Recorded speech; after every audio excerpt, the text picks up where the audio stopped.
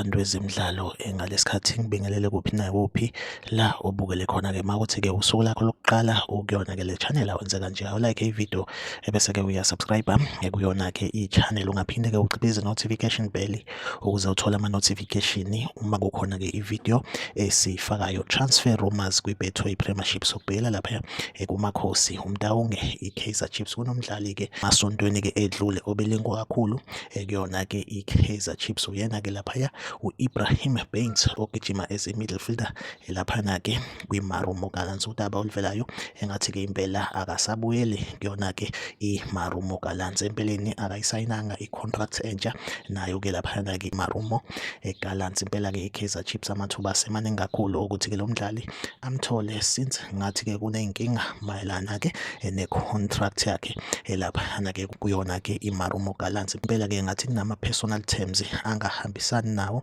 so i-contract kuze kube manje akayisayinile laphana-ke kwi-Marumo Gallants. Impela-ke singambona egijima-ke kuwona-ke amakhosi i-Kaizer Chiefs. Iyona update engiyiphethe-ke njengamanje, like ividiyo, subscribe kuyona-ke i-channel. Mina nawe ahlangabezane kwividiyo elandelayo, nisale kahle.